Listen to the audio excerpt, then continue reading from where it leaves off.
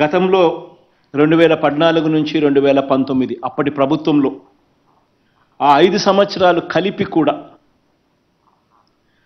ఆరోగ్యశ్రీ కానివ్వండి, ఆరోగ్య ఆసరా అంటూ అప్పుడు ఎప్పుడూ ఎలాగూ లేదు.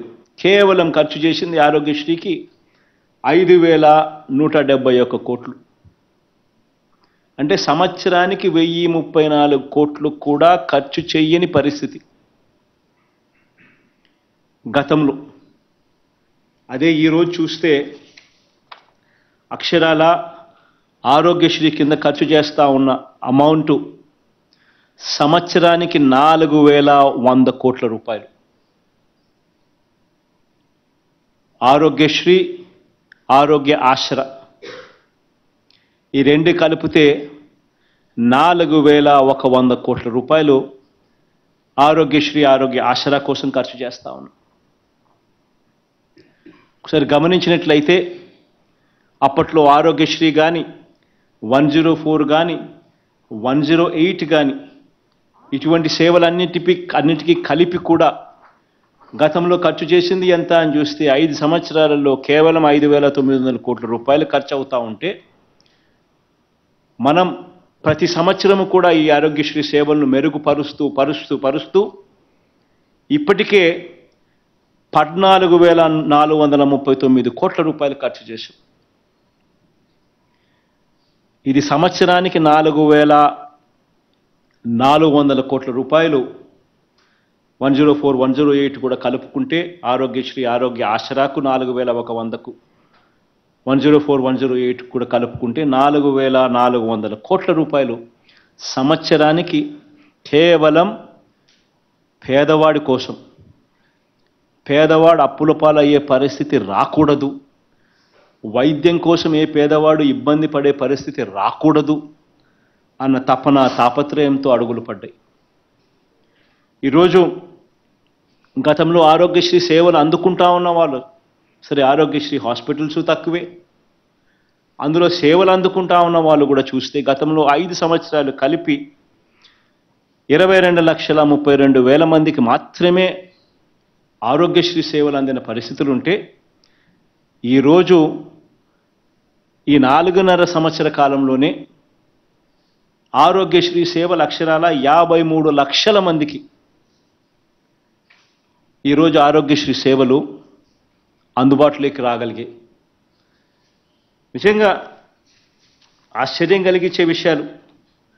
ఆరోగ్య ఆసరా గురించే గమనించినట్లయితే, ఆరోగ్య ఆసరా పేదవాడికి వైద్యం చేయించడమే కాకుండా, పేదవాడు వైద్యం అయిపోయిన తర్వాత డాక్టర్లు ఇన్ని రోజుల పాటు పేదవాడు రెస్ట్ తీసుకోవాలి అని చెబితే, ఆ రెస్ట్ తీసుకునే సమయంలో ఆ పేదవాడు ఇబ్బంది పడకూడదు అనే ఉద్దేశంతో ఆ పేదవాడికి ఆ డాక్టర్లు ఇన్ని రోజుల పాటు రెస్ట్ తీసుకోవాలని సలహా ఇస్తే, అన్ని రోజుల పాటు నెలకు 5,000 రూపాయలు చొప్పున, 2 నెలలు అయితే 10,000 రూపాయలు ఆ పేదవాడి చేతుల్లో పెట్టి ఇంటికి పంపించే కార్యక్రమం జరుగుతూ ఉంది ఈరోజు ఆరోగ్య ఆసరా ద్వారా.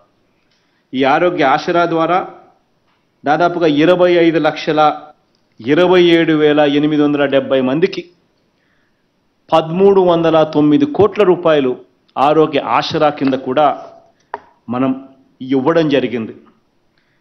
ఈరోజు గమనించినట్లయితే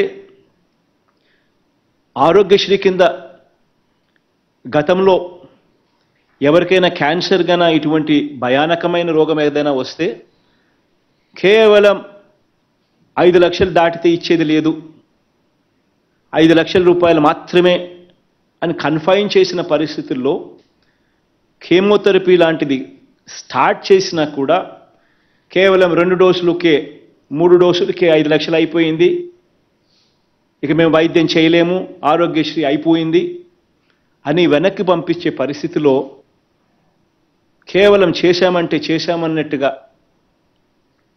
ఇంటికి పంపించే పరిస్థితిలో మళ్ళీ 6 నెలల తర్వాత ఆ బాధితునికి, ఆ పేషెంట్కు మళ్ళీ క్యాన్సర్ మళ్ళీ రీలాప్స్ అయి మళ్ళీ రావడం, వైద్యం లేక ఆ పేదవాడు చనిపోవడం, పరిస్థితిని పూర్తిగా మారుస్తూ మనందరి ప్రభుత్వం అధికారంలోకి వచ్చిన తర్వాత క్యాన్సర్కి ఎంత డబ్బులు ఖర్చైనా పర్వాలేదు, అన్లిమిటెడ్గా పూర్తిగా వైద్యం అందించే కార్యక్రమానికి శ్రీకారం చుట్టాం. కాక్లియర్ ఇంప్లాంట్ ఆపరేషన్స్, బైలాటరల్ అంటే 2 చెవులకు కాక్లియర్ ఇంప్లాంట్ ఆపరేషన్స్, ఇది చేయడానికి దాదాపుగా 12 లక్షల రూపాయలు అవుతుందనంటే అది కూడా ఆరోగ్యశ్రీ పరిధిలోకి తీసుకుని రావడం జరిగింది. అదే రకంగా bone marrow transplantation, stem cell transplantation వ్యయం 11 లక్షల రూపాయలు, అటువంటివన్నీ కూడా తీసుకొని రావడం జరిగింది. గుండె మార్పిడి చికిత్స, హార్ట్ ట్రాన్స్ప్లాంటేషన్, దాని ఖర్చు 11 లక్షల రూపాయల పైనే, అటువంటివన్నీ కూడా ఆరోగ్యశ్రీ పరిధిలోకి తీసుకొని రావడం జరిగింది. ఇలా ప్రాణాంతకమైన ఈ వ్యాధులు దాదాపుగా 182,732 మందికి ఆరోగ్యశ్రీలో ఇటువంటి పెద్ద ఖర్చుతో కూడిన ప్రొసీజర్లు సైతం ఇవన్నీ కూడా ఉచితంగా చేస్తూ తోడుగా నిలబడగలిగాం. ఒక్క క్యాన్సర్కే ఏకంగా 1900 కోట్ల రూపాయలు ఖర్చు చేసి పేదవాడికి తోడుగా నిలబడగలిగాం. ఈరోజు ప్రతి అడుగులోనూ కూడా గతంలో గమనించినట్లయితే 104, 108 వాహనాలు ఎక్కడున్నాయో తెలియవు, వస్తాయో రావో తెలియవు, ఫోన్ కొట్టినా సరే లాభమేముండదు అనే పరిస్థితి. గతంలో 108, 104 వాహనాలు కేవలం 620, 108 అయితే కేవలం 336 వాహనాలు. అంటే మండలానికి ఒకటి కూడా వాహనం లేదు. 104 అయితే కేవలం 292 వాహనాలు, రెండే కలిపిన 622 వాహనాలు కూడా సరిగ్గా పనిచేయని పరిస్థితి. అవి కూడా ఈరోజు ఏకంగా 108లో 768 వాహనాలు, 104లో 936 వాహనాలు, రెండు కలిపితే 1704 వాహనాలు ఈరోజు తిరుగుతూ ఉన్నాయి.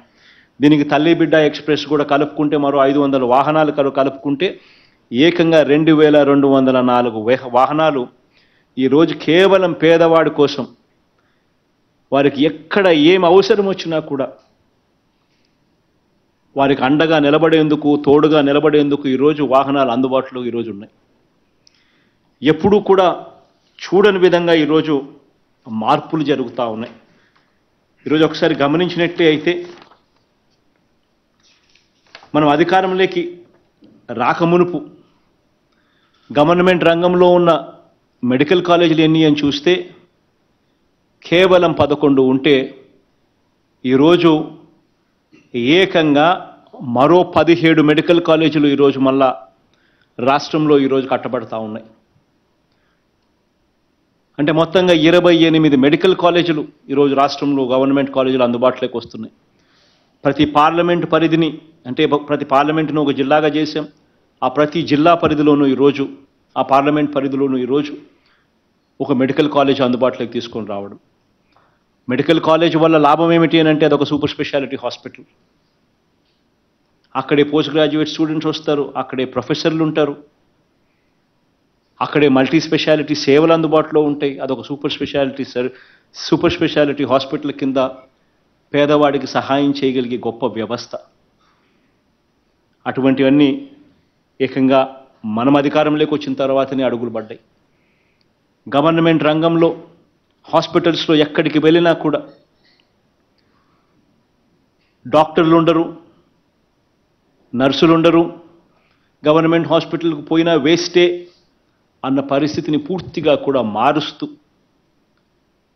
గతంలో ఎప్పుడూ చూడని విధంగా ఏకంగా 53,126 మందిని, డాక్టర్లు అయితేనేమి, నర్సులు అయితేనేమి, పారామెడిక్స్ అయితేనేమి, ఏకంగా 53,126 మందిని తీసుకొని వచ్చి ఈరోజు ఒక డ్రైవ్ కింద పెట్టి ఈరోజు రిక్రూట్మెంట్ చేశాం. ప్రతి గవర్నమెంట్ హాస్పిటల్లోనూ ఎంతమంది అయితే డాక్టర్లు ఉండాలో వాళ్ళందరూ కూడా అక్కడ ఉండేట్టుగా, ఖచ్చితంగా అందుబాటులో ఉండేట్టుగా ఈరోజు అడుగులు పడతా ఉన్నాయి. నేషనల్ యావరేజ్ చూస్తే స్పెషలిస్ట్ డాక్టర్లు జాతీయ స్థాయిలో 61% కొరత. మిగిలిన రాష్ట్రాలు చూస్తే జాతీయ సగటున యావరేజ్ చూస్తే గవర్నమెంట్ హాస్పిటల్స్లో డాక్టర్లు 61% స్పెషాలిటీ డాక్టర్ల కొరత దేశం మొత్తం మీద. మన రాష్ట్రంలో స్పెషలిస్ట్ డాక్టర్ల కొరత ఎంత తెలుసా?